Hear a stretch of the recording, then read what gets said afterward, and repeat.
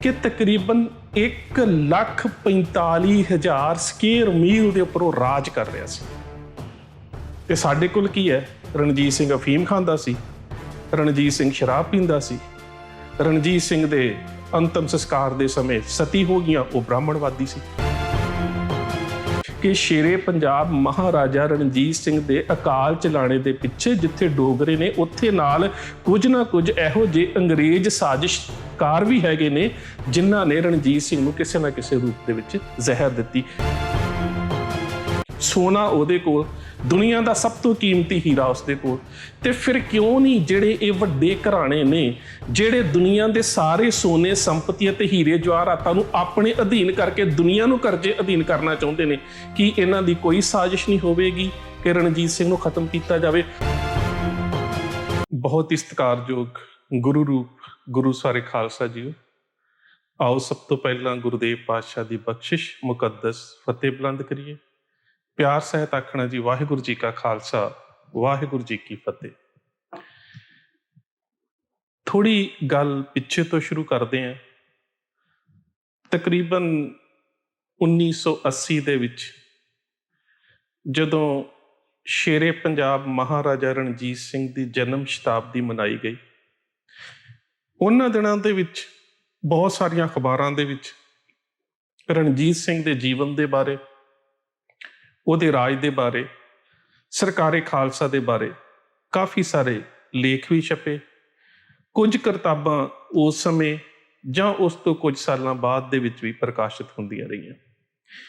ਗਿਆਨੀ ਭਜਨ ਸਿੰਘ ਹੁਣਾਂ ਨੇ ਆਪਣੀ ਕਿਤਾਬ ਸ਼ੇਰੇ ਪੰਜਾਬ ਮਹਾਰਾਜਾ ਰਣਜੀਤ ਸਿੰਘ ਦੇ ਉੱਪਰ ਲਿਖੀ ਕਿਤਾਬ, ਜਿਹਦਾ ਨਾਮ ਅਮਰ ਕਹਾਣੀ ਸੀ, ਉਹਦੇ ਵਿੱਚ ਜਦੋਂ ਰਣਜੀਤ ਸਿੰਘ ਦੇ ਅੰਤਮ ਸਮੇਂ ਦੀ ਜਾਂ ਉਸਦੇ ਅਕਾਲ ਚਲਾਣੇ ਦੀ ਗੱਲ ਕੀਤੀ ਤਾਂ ਉਹਨਾਂ ਨੇ ਇੱਕ ਗੱਲ ਲਿਖੀ ਕਿ ਸ਼ੇਰੇ ਪੰਜਾਬ ਮਹਾਰਾਜਾ ਰਣਜੀਤ ਸਿੰਘ ਦੇ ਅਕਾਲ ਚਲਾਣੇ ਨੂੰ ਲੈ ਕੇ ਕਈ ਸਾਜ਼ਿਸ਼ਾਂ ਦਾ ਜ਼ਿਕਰ ਆਉਂਦਾ ਹੈ ਤੇ ਬਹੁਤ ਸਾਰੀਆਂ ਅਖਬਾਰਾਂ ਦੇ ਵਿੱਚ ਬਹੁਤ ਸਾਰੇ ਐਸੇ ਲੇਖ ਪ੍ਰਕਾਸ਼ਿਤ ਹੋਏ ਨੇ ਜਿਨ੍ਹਾਂ ਤੋਂ ਇਹ ਸਾਬਤ ਹੁੰਦਾ ਹੈ ਕਿ ਸ਼ੇਰੇ ਪੰਜਾਬ ਮਹਾਰਾਜਾ ਰਣਜੀਤ ਸਿੰਘ ਦੀ ਮੌਤ ਦਾ ਕਾਰਨ ਕੇਵਲ ਅਧਰੰਗ ਦੀ ਬਿਮਾਰੀ ਨਹੀਂ ਸੀ, ਬਲਕਿ ਉਹਨੂੰ ਕਿਸੇ ਨਾ ਕਿਸੇ ਰੂਪ ਦੇ ਵਿੱਚ ਜ਼ਹਿਰ ਦਿੱਤੀ ਗਈ।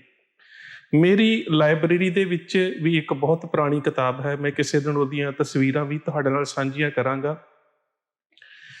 ਤਕਰੀਬਨ ਮੇਰੇ ਖਿਆਲ ਦੇ ਨਾਲ 1908 ਦੇ ਕਰੀਬ ਦੀ ਲਿਖੀ ਹੋਈ ਹੈ। ਉਹਦੇ ਵਿੱਚ ਵੀ ਇਸ ਗੱਲ ਦਾ ਜ਼ਿਕਰ ਹੈ ਕਿ ਰਣਜੀਤ ਸਿੰਘ ਜਦੋਂ ਬਿਮਾਰ ਸੀ ਤਾਂ ਉਸ ਵੇਲੇ ਉਸ ਦੇ ਜਿਹੜੇ ਕੁਝ ਫਰੰਗੀ ਸ਼ਾਹੀ ਹਕੀਮ ਸਨ, ਉਹ ਉਸ ਨੂੰ ਜ਼ਹਿਰ ਦਿੰਦੇ ਰਹੇ।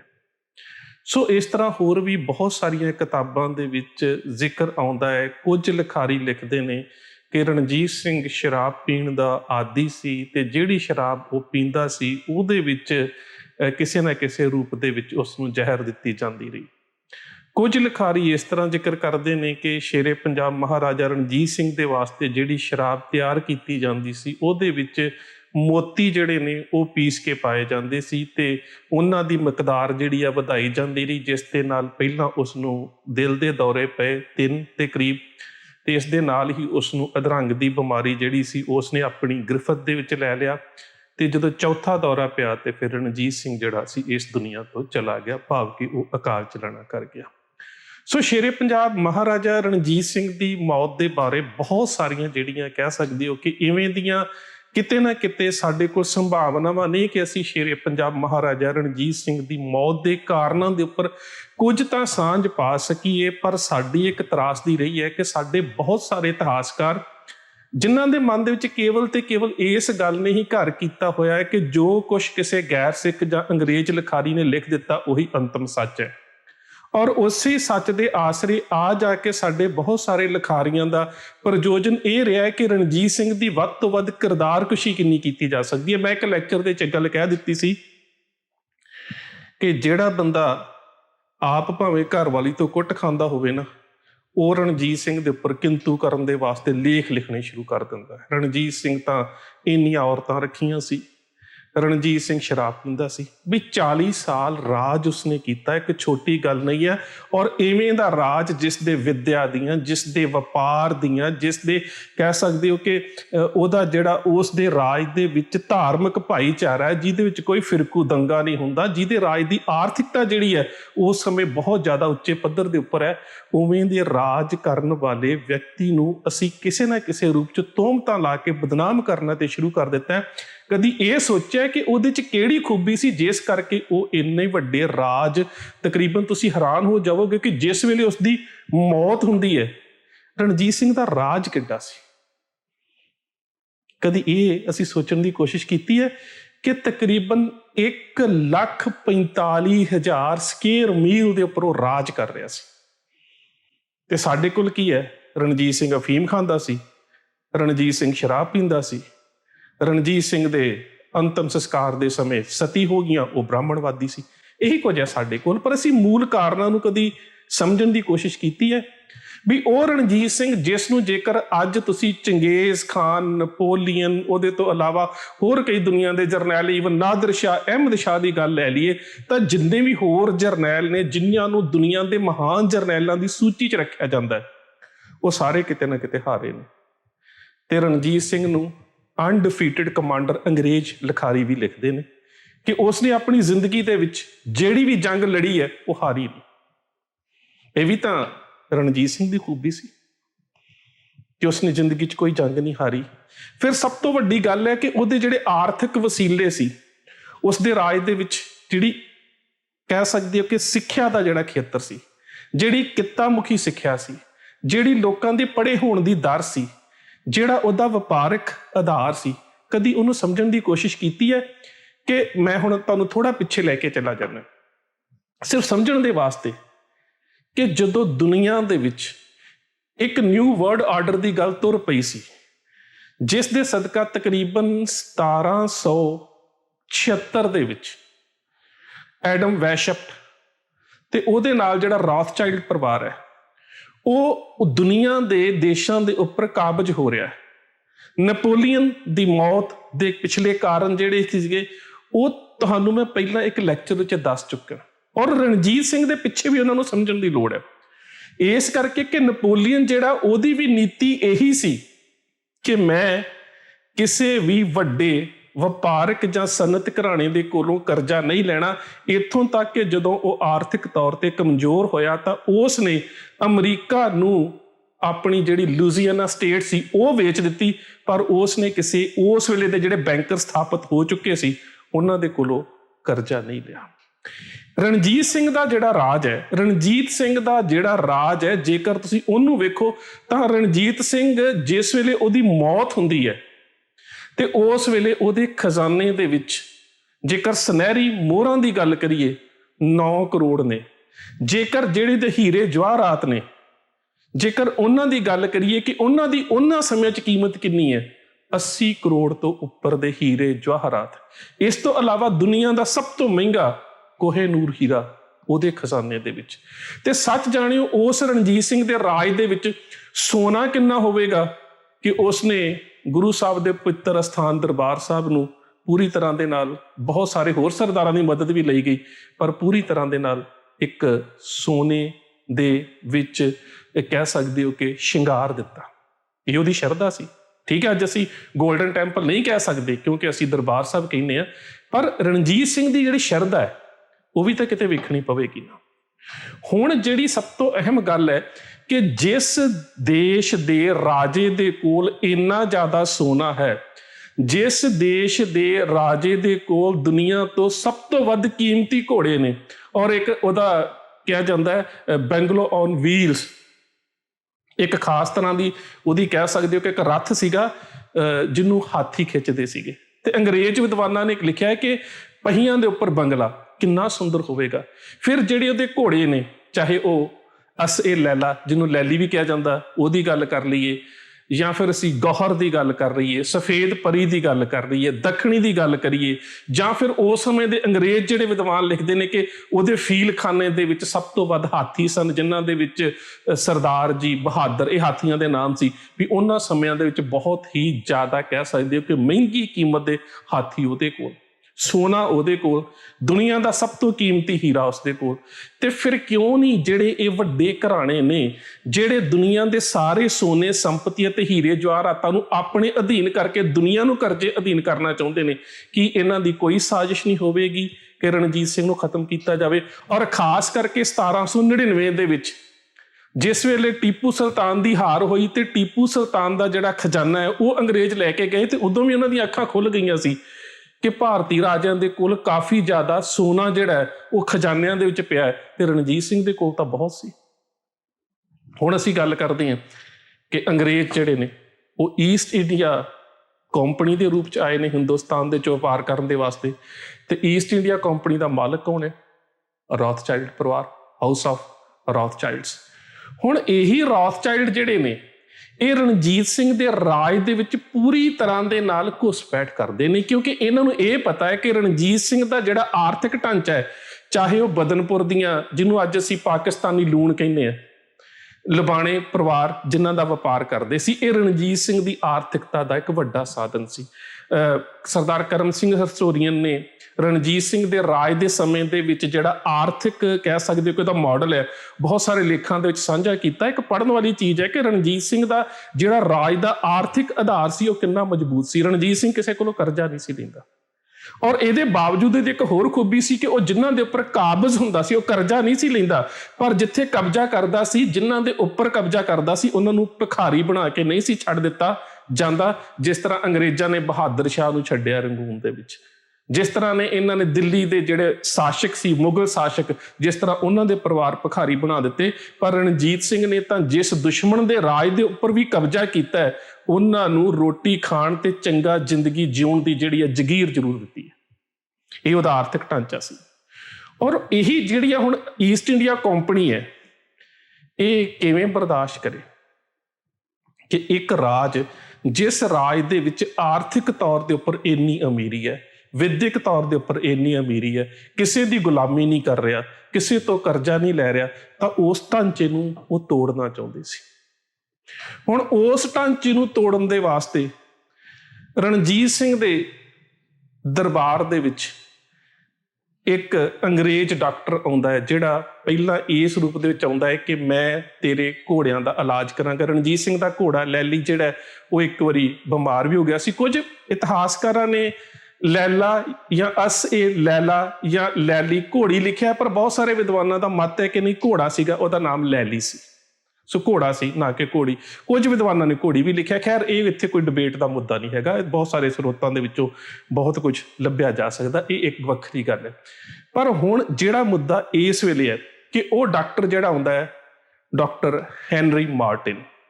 ਹੁਣ ਡਾਕਟਰ ਹੈਨਰੀ ਮਾਰਟਿਨ ਜਦੋਂ ਰਣਜੀਤ ਸਿੰਘ ਦੇ ਕੋਲ ਆਉਂਦਾ ਹੈ, ਤੇ ਰਣਜੀਤ ਸਿੰਘ ਦੀ ਉਸ ਕਹਿ ਸਕਦੇ ਹੋ ਕਿ ਫੌਜ ਦੇ ਵਿੱਚ ਵੀ ਹੈ, ਤੇ ਰਣਜੀਤ ਸਿੰਘ ਉਸ ਨੂੰ ਬਰੂਦਖਾਨੇ ਦਾ ਇੰਚਾਰਜ ਵੀ ਲਾ ਦਿੰਦਾ ਹੈ, ਇਹ ਜਾਣ ਕੇ ਕਿ ਇਹ ਮੇਰੇ ਕੋਲ ਆਇਆ। ਸੋ ਇਹ ਜਿਹੜਾ ਰੋਮਾਨੀਅਨ ਯਹੂਦੀ ਡਾਕਟਰ ਹੈ, ਇਹ ਜਦੋਂ ਰਣਜੀਤ ਸਿੰਘ ਦੇ ਰਾਜ ਦਰਬਾਰ ਦੇ ਵਿੱਚ ਪੂਰੀ ਤਰ੍ਹਾਂ ਦੇ ਨਾਲ ਕਹਿ ਸਕਦੇ ਹੋ ਕਿ ਆਪਣੀ ਸੱਤਾ ਕਾਇਮ ਕਰ ਲੈਂਦਾ ਹੈ, ਤੇ ਉਸ ਸੱਤਾ ਕਾਇਮੀ ਤੋਂ ਬਾਅਦ ਇਹਦੇ ਰਾਜ ਦਰਬਾਰ ਦੇ ਵਿੱਚ ਥੋੜੀ ਕਹਿ ਸਕਦੇ ਹੋ ਕਿ ਦਖਲ ਅੰਦਾਜ਼ੀ ਵੱਧਦੀ ਹੈ। ਉਸੇ ਤਰ੍ਹਾਂ ਜੇਕਰ ਤੁਸੀਂ ਮੈਟਕਾਫ ਦੀ ਗੱਲ ਕਰਦੇ ਹੋ, ਤੇ ਜਦੋਂ ਮੈਟਕਾਫ ਰਣਜੀਤ ਸਿੰਘ ਦੇ ਨਾਲ ਮਿਲਣ ਵਾਸਤੇ ਅੰਮ੍ਰਿਤਸਰ ਆਉਂਦਾ ਹੈ, ਤੇ ਮੈਟਕਾਫ ਵੀ ਰੌਥਚਾਈਲਡ ਪਰਿਵਾਰ ਦਾ ਕਹਿ ਸਕਦੇ ਹੋ ਕਿ ਤਨਖਾਹਦਾਰ ਏਜੰਟ ਹੈ। ਔਰ ਉਹ ਖਾਸ ਕਰਕੇ ਜੇਕਰ ਤੁਸੀਂ ਹੋਰ ਵੀ ਕਈ ਲਿਖਾਰੀ ਨੇ ਜਿਨ੍ਹਾਂ ਦੀਆਂ ਕਿਤਾਬਾਂ ਪੜ੍ਹੋ, ਤੇ ਤੁਹਾਨੂੰ ਇਹ ਸਾਰੇ ਸੰਬੰਧਾਂ ਦਾ ਪਤਾ ਲੱਗ ਜਾਵੇਗਾ। ਹੁਣ ਇਹਦੇ ਵਿੱਚ ਇਹ ਜਿਹੜੇ ਉਹਨਾਂ ਦੇ ਏਜੰਟ ਨੇ, ਜਿਹੜੇ ਰਣਜੀਤ ਸਿੰਘ ਨੂੰ ਖਤਮ ਕਰਨਾ ਚਾਹੁੰਦੇ ਨੇ, ਇਹਦੇ ਵਿੱਚ ਉਹਨਾਂ ਦੇ ਸਾਂਝੀਵਾਲ ਜਾਂ ਭਾਈਵਾਲ ਬਣਦੇ ਨੇ ਡੋਗਰੇ। ਪਰ ਸਾਡੇ ਸਾਹਮਣੇ ਕੀ ਹੈ ਕਿ ਅਸੀਂ ਡੋਗਰਿਆਂ ਨੂੰ ਸਾਰੇ ਇਸ ਕਹਿ ਸਕਦੇ ਹੋ ਕਿ ਇਤਿਹਾਸ ਦੇ ਵਿੱਚ ਉਹਨਾਂ ਨੂੰ ਪ੍ਰਤੱਖ ਰੂਪ ਦੇ ਵਿੱਚ ਵੇਖਦੇ ਹਾਂ, ਇਸ ਕਰਕੇ ਸਾਡਾ ਸਾਰਾ ਨਿਸ਼ਾਨਾ ਉਹਨਾਂ ਤੇ ਚਲਾ ਜਾਂਦਾ। ਪਰ ਉਹਨਾਂ ਦੇ ਜਿਹੜੇ ਪਿੱਛੇ ਚਲਾਉਣ ਵਾਲੀ ਤਾਕਤ ਹੈ, ਉਹਨੂੰ ਵੇਖਣਾ ਬਹੁਤ ਜ਼ਰੂਰੀ ਹੈ, ਕਿਉਂਕਿ ਰਣਜੀਤ ਸਿੰਘ ਨੂੰ ਜਦੋਂ ਇਹ ਕਿਹਾ ਜਾਂਦਾ ਹੈ ਕਿ ਉਹਦੀ ਸ਼ਰਾਬ ਜਾਂ ਜਿਹੜੀਆਂ ਵੀ ਉਹਦੀਆਂ ਚੀਜ਼ਾਂ ਖਾਣ ਪੀਣ ਵਾਸਤੇ ਦਿੱਤੀਆਂ ਜਾਂਦੀਆਂ ਸੀ, ਉਹਨਾਂ 'ਚ ਕਿਸੇ ਨਾ ਕਿਸੇ ਰੂਪ ਦੇ ਵਿੱਚ ਜ਼ਹਿਰ ਮਿਲਾਈ ਜਾਂਦੀ ਸੀ, ਤੇ ਜ਼ਹਿਰ ਮਿਲਾਉਣ ਦਾ ਕੰਮ ਜਿਹੜਾ ਉਹ ਡਾਕਟਰ ਹੀ ਕਰਦਾ ਸੀ, ਡਾਕਟਰ ਹੈਨਰੀ ਮਾਰਟਨ। ਹੁਣ ਡਾਕਟਰ ਹੈਨਰੀ ਮਾਰਟਨ ਕੌਣ ਆ? ਡਾਕਟਰ ਹੈਨਰੀ ਮਾਰਟਨ ਜਿਹੜਾ, ਇਹਦਾ ਉਸਤਾਦ ਹੈ ਡਾਕਟਰ ਫਰੈਡਰਿਕ ਸੈਮੂਅਲ ਹੈਨੀਮਨ। ਜਿਸ ਨੇ ਹੋਮੋਪੈਥੀ ਦੀ ਖੋਜ ਕੀਤੀ। ਤੇ ਸੈਮੂਅਲ ਹੈਨੀਮਨ ਜਿਹੜਾ ਹੈ ਉਹ ਰੌਥਚਾਈਲਡ ਫੈਮਿਲੀ ਦਾ ਫੈਮਿਲੀ ਡਾਕਟਰ ਹੈ। ਹੁਣ ਤੁਸੀਂ ਇਸ ਨੂੰ ਸਾਰਿਆਂ ਨੂੰ ਵੇਖ ਸਕਦੇ ਹੋ ਕਿ ਬੇਸ਼ੱਕ ਡੋਗਰੇ ਇੱਕ ਬਹੁਤ ਵੱਡਾ ਕਾਰਨ ਨੇ ਰਣਜੀਤ ਸਿੰਘ ਦੇ ਰਾਜ ਨੂੰ ਖਤਮ ਕਰਨ ਦੇ ਵਿੱਚ, ਪਰ ਡੋਗਰਿਆਂ ਨੂੰ ਵੀ ਇੱਕ ਤਾਕਤ ਚਲਾ ਰਹੀ ਹੈ, ਔਰ ਉਹ ਤਾਕਤ ਹੈ ਜਿਹੜੀ ਬਾਅਦ ਦੇ ਵਿੱਚ ਡੋਗਰਿਆਂ ਨੂੰ ਬਹੁਤ ਸਾਰਾ ਲਾਭ ਵੀ ਦੇ ਕੇ ਜਾਂਦੀ ਹੈ। ਰਣਜੀਤ ਸਿੰਘ ਦੇ ਰਾਜ ਦੇ ਅੰਤ ਤੋਂ ਬਾਅਦ ਇਹੀ ਡੋਗਰੇ ਪਰਿਵਾਰ ਨੇ ਜਿਨ੍ਹਾਂ ਨੂੰ ਲੇਹ ਲਦਾਖ ਦਾ ਸਾਰਾ ਇਲਾਕਾ ਕੇਵਲ 70,000 ਮੋਹਰਾਂ ਦੇ ਵਿੱਚ ਦੇ ਦਿੱਤਾ ਜਾਂਦਾ। 70,000 ਮੋਹਰਾਂ ਸਾਰੇ ਲੇਹ ਲਦਾਖ ਦੇ ਇਲਾਕੇ ਦੇ ਰੂਪ ਦੇ ਵਿੱਚ ਵੇਖੀਏ ਤੇ ਕੁਛ ਵੀ ਨਹੀਂ ਹੈ। ਜੰਮੂ ਕਸ਼ਮੀਰ ਤੋਂ ਲੈ ਕੇ ਲੇਹ ਲਦਾਖ ਦਾ ਸਾਰਾ ਇਲਾਕਾ ਡੋਗਰਾ ਪਰਿਵਾਰ ਨੂੰ ਅੰਗਰੇਜ਼ ਦੇ ਕੇ ਜਾਂਦੇ ਨੇ 70,000 ਮੋਹਰਾਂ ਦੇ ਇਵਜ਼ ਦੇ ਵਿੱਚ। ਤੇ ਰਣਜੀਤ ਸਿੰਘ ਨੂੰ ਹੌਲੀ ਹੌਲੀ ਜਿਹੜਾ ਜ਼ਹਿਰ ਦਿੱਤਾ ਜਾਂਦਾ ਹੈ, ਜਿਹਦੇ ਵਿੱਚ ਇਹ ਡਾਕਟਰ ਹੈਨਰੀ ਮਾਰਟਨ ਦੀ ਗੱਲ ਵੀ ਆਉਂਦੀ ਹੈ। ਹੈਨਰੀ ਮਾਰਟਨ ਜਿਹੜਾ ਹੈ ਉਹ ਸੈਮੂਅਲ ਹੈਨੀਮਨ ਦਾ ਚੇਲਾ ਹੈ। ਸੈਮੂਅਲ ਹੈਨੀਮਨ ਜਿਹੜਾ ਹੈ ਉਹ ਕਿਸੇ ਨਾ ਕਿਸੇ ਰੂਪ ਦੇ ਵਿੱਚ ਰੌਥਚਾਈਲਡ ਫੈਮਿਲੀ ਦਾ ਜਿਹੜਾ ਉਹ ਪਰਿਵਾਰਕ ਡਾਕਟਰ ਹੈ।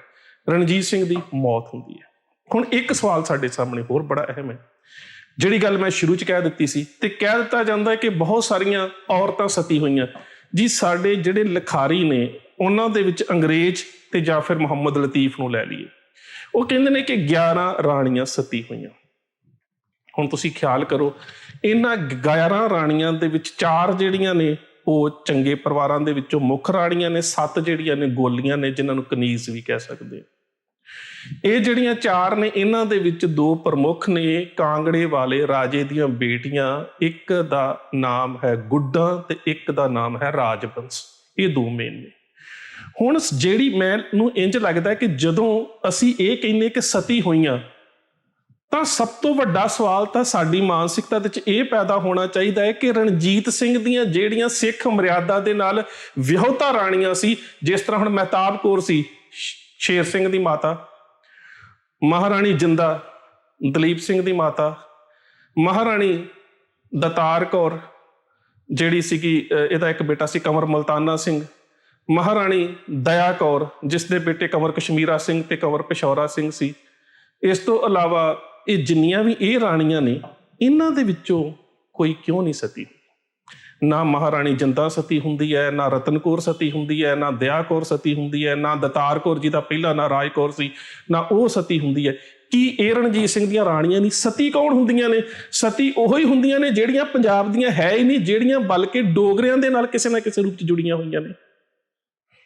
ਔਰ ਜਦੋਂ ਉਹ ਸਤੀ ਹੋਣ ਵਾਸਤੇ ਜਾ ਰਹੀਆਂ ਨੇ, ਜਦੋਂ ਰਣਜੀਤ ਸਿੰਘ ਨੂੰ ਕਹਿ ਸਕਦੇ ਹੋ ਕਿ ਉਹਦੀ ਅੰਤਮ ਯਾਤਰਾ ਜਾ ਰਹੀ ਹੈ, ਤੇ ਇਹ ਜਿਹੜੀਆਂ ਸਤੀ ਹੋਣ ਵਾਸਤੇ ਲਿਜਾਈਆਂ ਜਾ ਰਹੀਆਂ ਨੇ, ਚਾਹੇ ਅੰਗਰੇਜ਼ ਵਿਦਵਾਨਾਂ ਨੂੰ ਪੜ੍ਹ ਕੇ ਵੇਖ ਲਓ ਤੇ ਚਾਹੇ ਮੁਸਲਮਾਨਾਂ ਨੂੰ ਪੜ੍ਹ ਕੇ ਵੇਖ ਲਓ, ਇੱਕ ਬਹੁਤ ਵੱਡਾ ਸਬੂਤ ਤੁਹਾਡੇ ਸਾਹਮਣੇ ਆ ਜਾਵੇਗਾ ਕਿ ਉਹਨਾਂ ਦੇ ਅੱਗੇ 1-2 ਵਿਅਕਤੀ ਜਿਹੜੇ ਨੇ ਸ਼ੀਸ਼ੇ ਫੜ ਕੇ, ਜਿਹੜੇ ਮੂੰਹ ਵੇਖਣ ਵਾਲੇ ਸ਼ੀਸ਼ੇ ਹੁੰਦੇ ਨੇ, ਉਹ ਫੜ ਕੇ ਚੱਲ ਰਹੇ ਨੇ। ਕਿਹਾ ਜਾ ਰਿਹਾ ਹੈ ਕਿ ਉਹ ਆਪਣੇ ਸੁਹੱਪਣ ਨੂੰ ਵੇਖਦੀਆਂ ਜਾਣ, ਕਿਉਂਕਿ ਉਹ ਆਪਣੇ ਰਾਜੇ ਨਾਲ ਸਤੀ ਹੋਣ ਦਾ ਮਾਣ ਮਹਿਸੂਸ ਕਰ ਰਹੀਆਂ ਨੇ। ਪਰ ਮੈਨੂੰ ਇੰਜ ਲੱਗਦਾ ਹੈ ਕਿ ਉਹ ਸ਼ੀਸ਼ੇ ਵਾਲੇ ਵਿਅਕਤੀ, ਕਿਉਂਕਿ ਹੋਰ ਕਿਸੇ ਸਤੀ ਦੀ ਰਸਮ ਦੇ ਵਿੱਚ ਮੈਂ ਇਸ ਤਰ੍ਹਾਂ ਦੀ ਗੱਲ ਨਹੀਂ ਵੇਖੀ ਜਿੱਥੇ ਔਰਤਾਂ ਆਪਣੀ ਮਰਜ਼ੀ ਦੇ ਨਾਲ ਸਤੀ ਹੁੰਦੀਆਂ ਨੇ, ਜਾਂ ਜੌਹਰ ਦੀ ਰਸਮ ਦੇ ਵਿੱਚ ਮੈਂ ਇਵੇਂ ਦੀ ਗੱਲ ਨਹੀਂ ਵੇਖੀ। ਇੱਥੇ ਹੀ ਸ਼ੀਸ਼ਿਆਂ ਵਾਲੇ ਡੋਗਰਿਆਂ ਦੇ ਖਾਸ ਵਿਅਕਤੀ ਜਿਹੜੇ ਨੇ ਉਹ ਸ਼ੀਸ਼ੇ ਲੈ ਕੇ ਅੱਗੇ ਕਿਉਂ ਚੱਲ ਰਹੇ ਨੇ ਕਿ ਉਹ ਕਿਸੇ ਨਾ ਕਿਸੇ ਤਰ੍ਹਾਂ ਦੇ ਨਾਲ ਕੋਈ ਇਸ਼ਾਰਾ ਕਿਸੇ ਸਿੱਖ ਰਾਜ ਦੇ ਪੱਖੀ ਵਿਅਕਤੀ ਨੂੰ ਨਾ ਕਰ ਦੇਣ ਕਿ ਕੁਝ ਨਾ ਕੁਝ ਰਣਜੀਤ ਸਿੰਘ ਦੀ ਮੌਤ ਦੇ ਵਿੱਚ ਕੋਈ ਰਾਜ ਹੈ। ਸੋ ਇਸ ਕਰਕੇ ਇਹ ਜਿੰਨੀਆਂ ਵੀ ਉਹਦੇ ਨਾਲ ਇਹ ਕਨੀਜ਼ ਤੇ ਜਿਹੜੀਆਂ ਗੋਲੀਆਂ ਸਤੀ ਹੁੰਦੀਆਂ ਨੇ, ਇਹਨਾਂ ਦੇ ਵਿੱਚੋਂ ਰਣਜੀਤ ਸਿੰਘ ਦੀ ਸਿੱਖ ਮਰਿਆਦਾ ਦੇ ਨਾਲ ਵਿਆਹੁਤਾ ਇੱਕ ਵੀ ਨਹੀਂ ਹੈ। ਸੋ ਇਹ ਇੱਕ ਬਹੁਤ ਵੱਡਾ ਕਹਿ ਸਕਦੇ ਕਿ ਖੋਜ ਦਾ ਵਿਸ਼ਾ ਹੈ।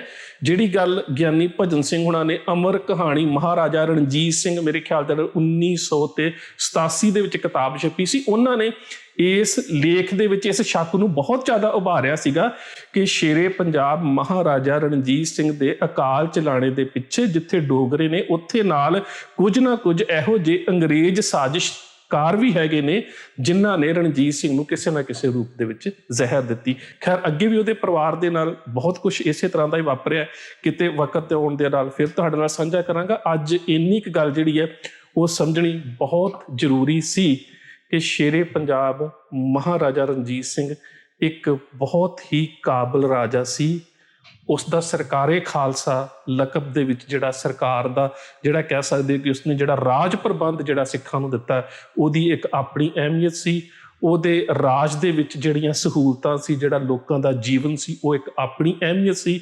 ਤੇ ਰਣਜੀਤ ਸਿੰਘ ਆਰਥਿਕ ਤੌਰ ਦੇ ਉੱਪਰ ਰਾਜ ਨੂੰ ਕਿੰਨੀ ਖੁਸ਼ਹਾਲੀ ਦੇ ਵਿੱਚ ਰੱਖ ਰਿਹਾ ਸੀ, ਇਹ ਵੀ ਇੱਕ ਕਹਿ ਸਕਦੇ ਹੋ ਕਿ ਉਹਦੀ ਆਪਣੀ ਬਹੁਤ ਵੱਡੀ ਅਹਿਮੀਅਤ ਸੀ। ਸੋ ਸ਼ੇਰੇ ਪੰਜਾਬ ਮਹਾਰਾਜਾ ਰਣਜੀਤ ਸਿੰਘ ਦੇ ਮੌਤ ਦੇ ਕਾਰਨਾਂ ਦੇ ਉੱਪਰ ਸਾਨੂੰ ਸਿਰ ਜੋੜ ਕੇ ਬੈਠ ਕੇ ਇੱਕ ਵੱਡੀ ਖੋਜ ਕਰਨ ਦੀ ਲੋੜ ਹੈ। ਵੇਖੋ, ਦੁਨੀਆ ਦੀਆਂ ਕੌਮਾਂ ਨੇ ਬਹੁਤ ਵੱਡੇ ਰਿਸਰਚ ਸੈਂਟਰ ਬਣਾ ਕੇ ਆਪੋ ਆਪਣੇ ਇਤਿਹਾਸ ਦੇ ਵਿੱਚ ਛੋਟੇ ਇੱਕ ਬੜੇ ਮਾਈਕਰੋਸਕੋਪਿਕ ਮੁੱਦੇ ਤੋਂ ਲੈ ਕੇ ਵੱਡੇ ਕਾਰਨਾਂ ਤੱਕ ਖੋਜ ਕਰਨੀ ਆਰੰਭੀ ਹੋਈ ਹੈ। ਦੂਜੇ ਪਾਸੇ ਜਿਹੜੀ ਸਾਡੀ ਖੋਜ ਪ੍ਰਣਾਲੀ ਹੈ ਉਹ ਬਿਲਕੁਲ ਬੰਦ ਪਈ ਹੈ। ਸੋ ਸਾਨੂੰ ਕਿਤੇ ਨਾ ਕਿਤੇ ਅਸੀਂ ਇਹ ਨਾ ਕਹੀਏ ਵੀ ਰਣਜੀਤ ਸਿੰਘ ਸ਼ਰਾਬ ਪੀਂਦਾ ਸੀ, ਰਣਜੀਤ ਸਿੰਘ ਨੇ ਵਿਆਹ ਇੰਨੇ ਕਰਾਏ ਸੀ। ਵੇਖੋ, ਰਣਜੀਤ ਸਿੰਘ ਨੂੰ ਗੁਰੂ ਬਣਾ ਕੇ ਨਾ ਵੇਖੀਏ। ਰਣਜੀਤ ਸਿੰਘ ਰਾਜਾ ਸੀ, ਤੇ ਰਣਜੀਤ ਸਿੰਘ ਦਾ ਜੇਕਰ ਅਸੀਂ ਮੁਲਾਂਕਣ ਕਰਨਾ ਇਤਿਹਾਸ ਦੇ ਵਿੱਚ ਬਤੌਰ ਰਾਜਾ ਕਰੀਏ ਕਿ ਜਿਸ ਤਰ੍ਹਾਂ ਦੁਨੀਆ ਦੇ ਬਾਕੀ ਦੇਸ਼ਾਂ ਦੇ ਰਾਜੇ ਹੁੰਦੇ ਸੀ, ਰਣਜੀਤ ਸਿੰਘ ਕੋਈ ਗੁਰੂ ਨਹੀਂ ਸੀ। ਸੋ ਅਸੀਂ ਬਤੌਰ ਰਾਜਾ ਜਿਹੜਾ ਉਹਦੇ ਰਾਜ ਪ੍ਰਬੰਧ ਦਾ, ਉਹਦੀ ਰਾਜਨੀਤੀ ਦਾ, ਉਹਦੀ ਜੰਗ ਨੀਤੀ ਦਾ, ਉਹਦੀ ਯੁੱਧ ਨੀਤੀ ਦਾ, ਉਹਦੀ ਸਿੱਖਿਆ ਪ੍ਰਣਾਲੀ ਦਾ, ਉਹਦੀ ਆਰਥਿਕ ਪ੍ਰਣਾਲੀ ਦਾ, ਉਹਦੀ ਵਪਾਰਕ ਪ੍ਰਣਾਲੀ ਦਾ, ਉਹਦੀ ਲੋਕਾਂ ਦੇ ਨਾਲ ਸੰਬੰਧਾਂ ਦਾ, ਕੀਤੀਆਂ ਸੰਧੀਆਂ ਦਾ, ਆਪਣੇ ਜਰਨੈਲਾਂ ਨਾਲ ਕੀਤੇ ਵਿਹਾਰ ਦਾ, ਅਸੀਂ ਬਤੌਰ ਰਾਜਾ ਜਿਹੜਾ ਉਸ ਦਾ ਜ਼ਿਕਰ ਕਰੀਏ। ਸੋ ਇੰਨੀਆਂ ਕੁ ਬੇਨਤੀਆਂ ਪ੍ਰਵਾਨ। ਫਤਿਹ ਦੀ ਸਾਂਝ, ਪਿਆਰ ਸਹਿਤ ਆਖਣਾ ਜੀ। ਵਾਹਿਗੁਰੂ ਜੀ ਕਾ ਖਾਲਸਾ, ਵਾਹਿਗੁਰੂ ਜੀ ਕੀ ਫਤਿਹ।